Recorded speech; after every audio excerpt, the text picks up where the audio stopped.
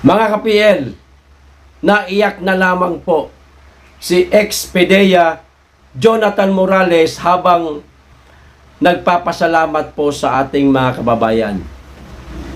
Kahit na di umano niya ito nakasama sa loob ng Senado, hindi niya po katabi sa upuan sa loob ng Senado habang ginigisa siya, habang pinagkakaisahan siya, naramdaman niya naman di umano mga kababayan ang suporta ng ating mga kababayan. Kasama na po dito ang mga kaibigan nating vlogger at tayong lahat po na nakasuporta sa kanya kahit hindi niya po nabanggit dito sa binasa niyang listahan. Narito po ang video mga kababayan.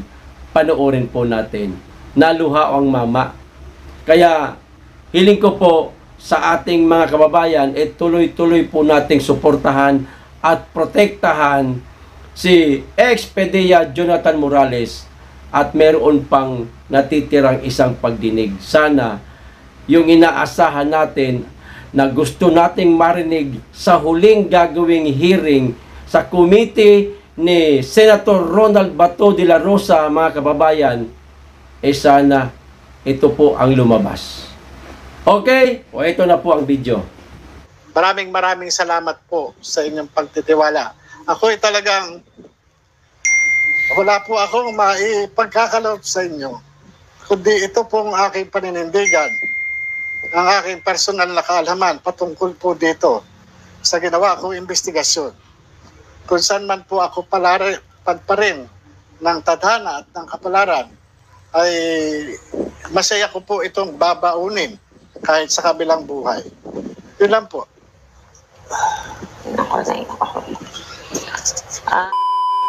Dito ni Opo. Ay, siguro habang inaantay nyo yung tanong. Okay. Meron akong gustong pasalamatan. Sige, magpasalamat muna kayo dyan. Go. Alam niyo po, dito po sa nangyari sa akin, akala nga namin ng pamilya ko na mag-isa lang talaga ako na dito, na lalabas sa Senado. Bagamat wala akong literal na kasamahan o na katabi ko sa upuan o sa pagsasalita. Pero talagang naramdaman ko nakita ko yung pagmamalasakit ng mga tao. Sabi nga ito lang yung gusto ko maipaabot sa inyo, yung pasasalamat.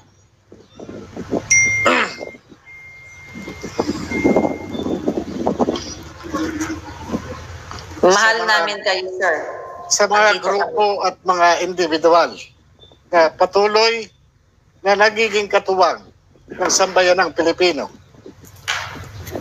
sa paghahatid ng tunay na isyu ng lipunan at patuloy na nagmumulat sa kamalayan ng sambayanang Pilipino. Kaugnay ng ginagawang pambubudol ng Pangulong Ferdinand Bongbong Marcos Jr. sa sambayanang Pilipino.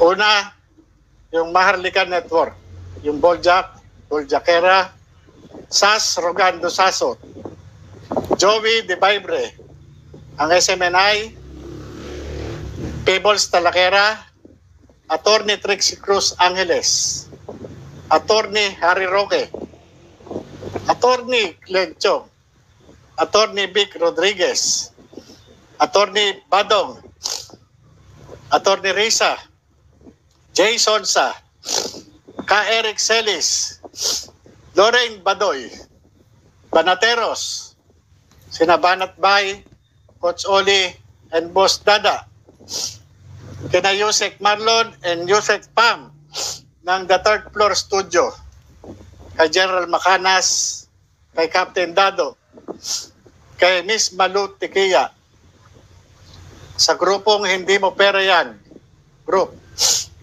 Marcos Resign Movement, Hakbang ng Maisog Group, Ibi Jugalbot, I Am Shawen, Ibarra Crisostomo, John Reiter, Bisdak, PH Update, Catherine Bulan TV, Facetalk.com, Dance Scorpion, Brothers Traveler, Fans TV Official, Tropang Bisaya, Tropang OFW Channel, Sir Co-op Meetup, Aguilar TV, Teroy TV 26, Parak TV, Ading Journey, Sulong at Matatag na Pilipinas, at mga kapwa ko, mga OFWs, saan mang panig kayo ng mundo.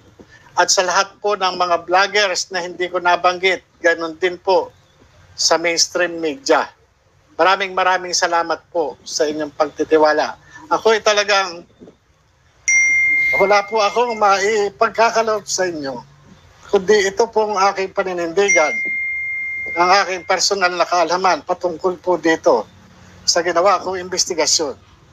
Kung saan man po ako pagparin ng tadhana at ng kapalaran, ay masaya ko po itong babaunin kahit sa kabilang buhay.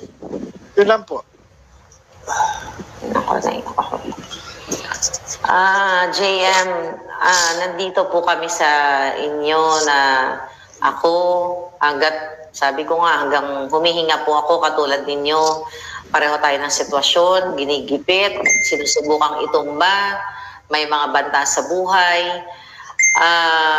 Asahan niyo po, hindi namin kayo iiwan, sir. Ganon din po. Baka makalimutan ko din po yung si Miss Sandra Cam, yung kanyang yung kanyang whistleblower foundation na nagpapahatid ng tulong sa pamagitan ng kanyang mga Kaya ako po, yung pong ginagawa niyo sa akin, na doon pa lang, doon sa mga impression ninyo, doon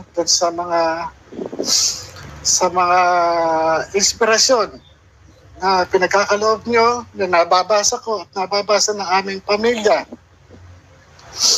Napakalaking bagay po nito. Parang ito na po yung nagsisilbing kalakasan sa amin. Ito na po yung nagsisilbing hininga para sa amin. Dahil alam ko po, itong kalagayan ko na to talagang napaka-imposible na malampasan. Pero naniniwala ako na sa pamagitan ng Diyos at ng sambayan ng Pilipino, malalampasan ko po ito, malalampasan po natin lahat ito.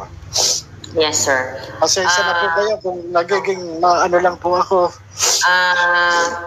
Alam ko po, sinusubukan yung pigilin yung inyong emotion, pero ipinakita nyo sa amin yung inyong tapang panindigan doon sa Senado, at ngayon ipinakita nyo sa amin kung ano yung puso, kung anong meron talaga kayo na sinusubukan o ginawang pigilan ka doon sa Senado.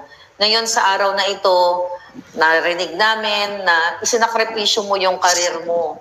Tumayo ka, nakasuhan ka dahil lamang sa paninindigan na hindi kinakaya ng puso mo na may makulong na isang Pilipino na may mga maliliit na anak na inosente, kaya sinakripisyo mo yung karir mo.